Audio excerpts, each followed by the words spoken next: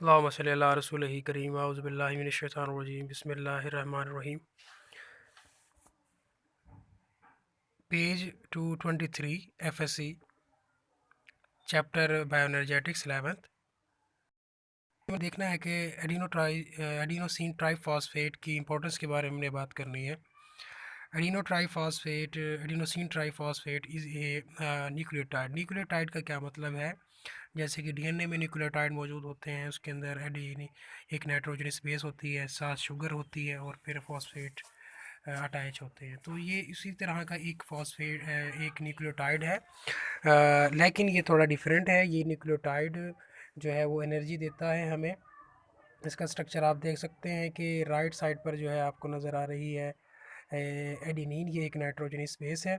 उसके साथ एक राइबोस जुड़ा हुआ है, राइबोस का मॉलिक्यूल, ये एक हमारे पास शुगर है, कार्बोहाइड्रेट है, और इसके साथ फॉस्फेट ग्रुप जुड़े हुए हैं। 3 फॉस्फेट ग्रुप यहाँ पर अटैच है, तो इसीलिए हम इसको कहते हैं एडिनोसिन ट्राइफॉस्फेट। एडिनोसिन का जो लफ्ज़ आ गया है वो एडिनिन राइबोस के लिए आ गया है, और ट्राइफॉस्फेट का लफ्ज़ आ गया है फॉस्फेट की अटैचमेंट के लिए, जो कि हमारे पास 3 मॉलिक्यूल्स हैं। दरअसल एडिनोसिन ट्राइफॉस्फेट आप जानते हैं कि एनर्जी रिलीज़ क्या करता है। ये जो इसका टर्मिनल टर्मिनल का मतलब है किनारे वाला फॉस्फेट, जब रिमूव होता है, इसके रिमूव होने से एनर्जी रिलीज़ होती है। और फिर इसके बाद इससे अगला सेकंड जो फॉस्फेट है, जब ये भी रिमूव होता है तो तब भी एनर्जी बहुत ज़्यादा रिलीज़ होती है। तो पहला टर्मिनल पर मौजूद जो फॉस्फेट है और उसके बाद सेकंड वाला, ये दोनों फॉस्फेट जो हैं इनके बॉन्ड के अंदर बहुत ज़्यादा एनर्जी मौजूद होती है। जब ये टूटते हैं तो बहुत ज़्यादा एनर्जी मिलती है। अगर अगला बॉन्ड टूटता है, यानी कि जो तीसरा फॉस्फेट है, दो हम रिमूव कर देते हैं तो एक फॉस्फेट अब राइबोस के साथ अटैच है। अगर ये बॉन्ड अगर हम तोड़ें तो इतनी एनर्जी रिलीज़ नहीं होगी। फिर अगर हम राइबोस का जो एडेनिन के साथ एक बॉन्ड बना हुआ है, अगर ये भी अगर तोड़ दिया जाए बॉन्ड, तो तब भी इतनी एनर्जी रिलीज़ नहीं होगी। तो इसीलिए फॉस्फेट की इम्पोर्टेंस बहुत ज़्यादा है। जब भी हम पी का लफ्ज़ इस्तेमाल करते हैं तो पी एक कंप्लीट ग्रुप है, जिसको विजुअलाइज करवा देता हूँ मैं। ये आप देख सकते हैं कि जो एडेनिन है वो ऊपर ग्रीन कलर से दिखाई गई है, राइबोस शुगर ये और कलर डिफरेंट कलर है, फिर आगे ब्लू कलर में जो है वो आपको फॉस्फेट का ग्रुप नज़र आ रहा है। दरअसल पी जो हम इस्तेमाल करते हैं वो पूरा ग्रुप है। पी के साथ देखें जहाँ पर चार, हर पी के साथ 4 ऑक्सीजन के मॉलिक्यूल्स अटैच हैं। तो इसीलिए ये जो पहले टर्मिनल वाला किनारे वाला जब फॉस्फेट ग्रुप अलग होता है, पी अलग नहीं होता, पूरा का पूरा ग्रुप अलग होता है, तो बहुत ज़्यादा एनर्जी मिलती है। फिर उससे अगला जब पी अलग होता है तो बहुत ज़्यादा एनर्जी मिलती है।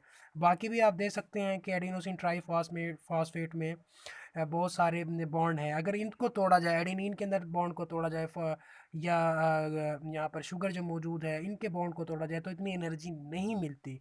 तो यही इसकी खसूसियत है कि जब फॉस्फेट ग्रुप को रिमूव किया जाता है तो ये एक बहुत छोटी सी जगह में, बहुत कम जगह में बहुत ज़्यादा एनर्जी को अब्जॉर्ब करने की ये सलाहियत रखता है।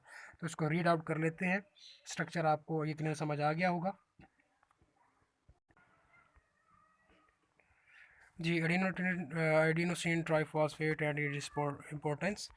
Adenosine triphosphate is generally abbreviated as ATP. It is found in every uh, living cell. It is an essential chemical for life. It play a key role in important biological energy. Most biological energy transformation, energy transformation का मतलब यही है कि जो food से energy आ रही है वो ट्रांसफॉर्म हो जाती है एटीपी के मॉलिक्यूल्स के अंदर, यानी कि स्टोर हो जाती है। Conventionally the P stand for entire phosphate group, जैसे आपको दिखाया जा चुका है। जब पी का लफ्ज़ आएगा तो वो सिर्फ फॉस्फेट के लिए नहीं है, वो पूरे ग्रुप के लिए है, जिसके साथ 4 ऑक्सीजन अटैच है। The second and third phosphate molecule have high energy bond. जैसे बताया कि जो सेकंड है और थर्ड है, यानी कि अगर दूसरी साइड से शुरू करें तो 1 2 बनता है।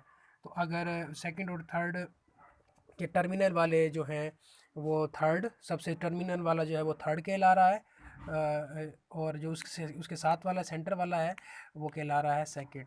तो इस तरीके से जो टर्मिनल फॉस्फेट हैं वो बहुत ज़्यादा एनर्जी बॉन्ड है उनके अंदर।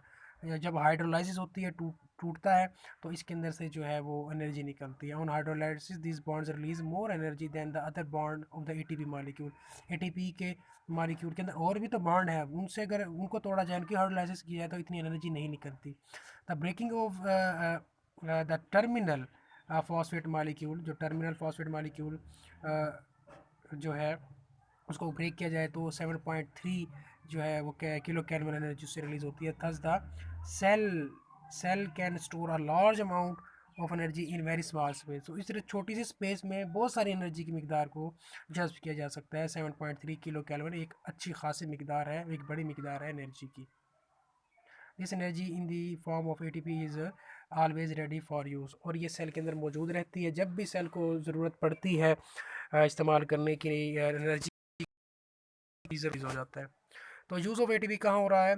The cell use the energy of ATP molecule for various functions. Some of these functions are synthesis of complex compound, नए कंपाउंड्स बनाए जाते हैं जब तब भी एनर्जी चाहिए होती है, वो एटीपी प्रोवाइड करेगा। Active transport across the cell membrane, आप ये पीछे पढ़ चुके हैं सेल मेम्ब्रेन वाले केस में, जब मॉलिक्यूल्स ने एंटर होना होता है और वो लो ग्रेडियंट से हाई ग्रेडियंट की तरफ, तो वो एनर्जी का इस्तेमाल किया करते हैं, वो भी एटीपी प्रोवाइड करेगा।